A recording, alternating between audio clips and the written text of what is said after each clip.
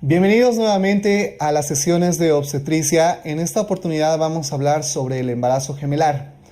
La importancia de conocer este tema es, primero, identificar clínicamente la sospecha de un embarazo gemelar.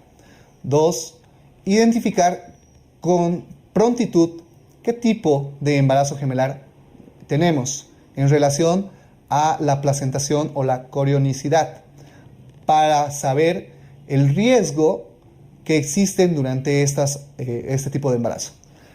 Primero, informarles que la especie humana no está diseñada para llevar embarazos gemelares o embarazos múltiples. De por sí, el embarazo gemelar se considera un embarazo de alto riesgo que muchas veces no llegan a término. Son embarazos que concluyen de manera prematura y al ser de manera prematuros llevan todas las complicaciones que pueden tener los embarazos prematuros. En relación a la placentación, ya habíamos mencionado la importancia de conocer la corionicidad de los embarazos gemelares. Los embarazos gemelares pueden ser de dos tipos: disigóticos o monocigóticos. Hablamos de embarazos disigóticos cuando dos espermatozoides han fecundado dos óvulos distintos. Nos va a dar lugar a la presencia de dos huevos disigóticos, cada uno con su propia placenta y cada uno con su propia membrana, es decir, embarazos bisigóticos biamnióticos. Y los embarazos monocigóticos. Los embarazos monocigóticos son aquellos en los cuales se fecunda un óvulo por un espermatozoide, pero ese huevo va a tener una división, ¿sí? Y de acuerdo al tiempo de la división, estos pueden ser bicoriónicos biamnióticos, monocoriónicos biamnióticos, monocoriónicos monoamnióticos y siameses. En esta gráfica podemos observar cómo es que ocurre la división o en qué día de la fecundación ocurre. Si la división del huevo ocurre entre el día 1 y el día 3 de la fecundación, tenemos un embarazo bicorial biamniótico. Es decir, dos placentas y dos membranas. Cuando la división ocurre entre el día 4 a día 8, el embarazo es monocorial biamniótico, que comparten una sola placenta, pero tienen dos bolsas diferentes. Cuando el embarazo ocurre entre el día 8 a 13, tenemos un embarazo monocorial monoamniótico. Comparten una sola placenta y comparten una sola bolsa. Y en el embarazo, y si la división ocurre entre el día 13 o más del día 13, tenemos una anormalidad llamada embarazo siamés. Son aquellos embarazos en los cuales se encuentran unidos por partes fetales. Comparten una sola placenta, una sola bolsa, pero se encuentran unidos.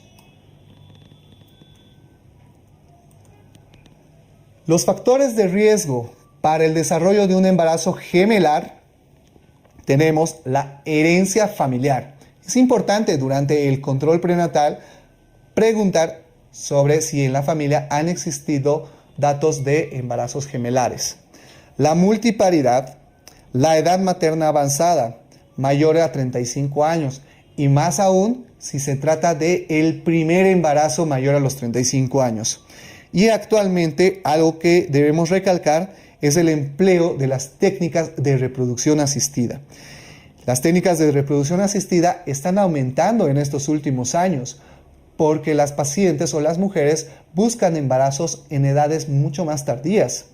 Una de las técnicas que condiciona la presencia de los embarazos gemelares es la realización de la fecundación in vitro o FIV.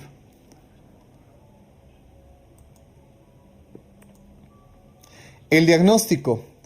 El diagnóstico debe ser a través de la ecografía. Bueno, el examen clínico, la anamnesis y el examen clínico. Pero debemos hacer el diagnóstico importantísimo de la placentación o corionicidad. Lo más importante es diagnosticar la corionicidad, lo que habíamos mencionado antes. Si tienen una sola placenta, si tienen dos placentas, si tienen una sola bolsa, dos bolsas, porque a partir de eso vamos a determinar el riesgo de que puedan desarrollar complicaciones severas durante este embarazo gemelar. El diagnóstico de número de fetos. Habrá que diferenciar un embarazo gemelar de un embarazo múltiple. El embarazo gemelar, solamente 2 fetos. En el embarazo múltiple, mayor a 2 fetos. Y parte del diagnóstico se basa en la anamnesis y en los exámenes o en los signos clínicos que nos orienten.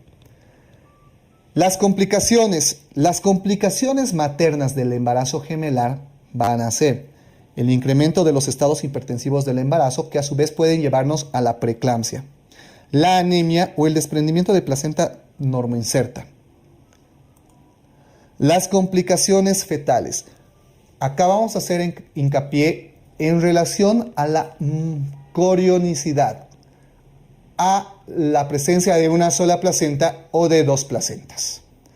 Las complicaciones fetales. En primer lugar, tenemos las malformaciones fetales. Es mucho más frecuente en aquellos embarazos monocoriales. La frecuencia supera el 1.5 o el 3.5 veces más de malformaciones fetales que inclusive en un embarazo único. Ya hemos dicho que si la división del huevo ocurre mayor a los 13 días, tenemos embarazos gemelares siameses, que de por sí ya es una malformación fetal. Las deformaciones esqueléticas que se presentan a mayor número de fetos, y esto se explica por el espacio. El bebé único que crece en el útero tiene espacio para desarrollar de manera adecuada y tiene líquido amniótico que permite el desarrollo adecuado del sistema musculoesquelético. A mayor número de fetos, ese espacio se encuentra disminuido, por lo tanto, el desarrollo normal se encuentra interrumpido. Va a haber una alteración esquelética, va a haber pie equino o mayor riesgo de luxación congénito de cadera. Y la luxación congénita de cadera también va a estar relacionado con la prematuridad. Habíamos mencionado que los embarazos gemelares no llegan al término. Por lo tanto, son productos que tienen un parto prematuro, riesgo de la ruptura prematura de membranas, y este riesgo de ruptura prematura de membranas es por sobredistensión del útero.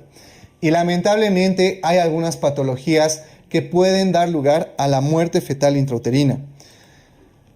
Una de esas patologías es el síndrome de transfusión feto-feto. ¿En qué consiste este síndrome? Este síndrome aparece en los embarazos monocigóticos monocoriales biamnióticos. ¿Sí? Se trata de un shunt placentario, un cortocircuito. En la placenta existe una alteración, un cortocircuito placentario que va a condicionar que exista un feto que actúe de donador y un feto que actúe de receptor. El feto donador o el donante va a tener anemia, va a tener restricción del crecimiento intrauterino, va a existir o va a tener hipovolemia. Y al tener hipovolemia, al disminuir el flujo de sangre dentro de su cuerpo, va a disminuir el flujo renal, por lo tanto, va a disminuir la producción de líquido amniótico. Estos bebés tienen oligohidramnios y pueden llegar a evolucionar con un hidrops. En cambio, el feto receptor, al tener mayor cantidad de glóbulos rojos en su organismo, va a desarrollar eritrocitosis, hipervolemia, polihidramnios, poliuria, que va a condicionar mayor incremento de la producción del líquido amniótico, polihidramnios, visceromegalia, hipertrofia cardíaca e hidrops. El diagnóstico o el seguimiento de esta patología se realiza a través de la ecografía. En la ecografía permite la estadificación en grados del síndrome de transfusión feto-feto. y lo clasifica en 5 estadios. En el estadio 1 tenemos oligohidramnios del feto donante y polihidramios del feto oligohidramnios del donador y polihidramios del receptor, pero la vejiga visible del donante. En el estadio 2, la vejiga no es visible en el donante por ecografía. En el estadio 3 existen anormalidades de la circulación, anormalidades del Doppler fetal con una arteria umbilical alterada, pero del donante. El estadio 4 existe hidropesía, edema, a eso se refiere el hidrops, en el receptor. Y en el estadio 5 existe muerte de uno de los gemelos. Otras complicaciones menos frecuentes en los embarazos monocoriales o en los embarazos gemelares, la restricción de crecimiento selectiva. Normalmente va a haber una alteración en cuanto a los pesos de los embarazos gemelares. Cuando esta restricción o cuando esta diferencia de pesos es mayor al 30% entre uno y otro producto, debemos sospechar de una restricción de crecimiento intrauterino de manera selectiva. Otra patología es el feto acardíaco, en el cual uno de los bebés, en el cual uno de los bebés no tiene corazón o no está funcionando su corazón como una bomba y el otro actúa o tiene el corazón que sirve para los dos fetos. Y los gemelos unidos o los gemelos siameses. ¿En qué momento debemos terminar el embarazo? Va a depender de la corionicidad y de las complicaciones. Puede haber terminación del embarazo por parto normal o puede ser por cesárea. Sí, en el embarazo gemelar existen condiciones para intentar el parto vaginal. Generalmente el parto debería realizarse entre las semanas 37 o a las 36 semanas. Partos o embarazos de 34 semanas se sugiere realizar cesárea. Para los partos, las condiciones para intentar el parto por vía vaginal van a ser las siguientes: que ambos productos se encuentran en presentación cefálica, o por lo menos el primer bebé se encuentre en presentación cefálica y el segundo se encuentre en presentación podálica. Si el segundo bebé se encuentra en situación transversa, se recomienda realizar la cesárea. Y finalmente, cuando llegamos a la madurez, 37 semanas, idealmente se debería realizar la cesárea, o cuando existan complicaciones que ya hemos mencionado. Y en relación a el grado de complicación, la terminación del embarazo es a través de la cesárea.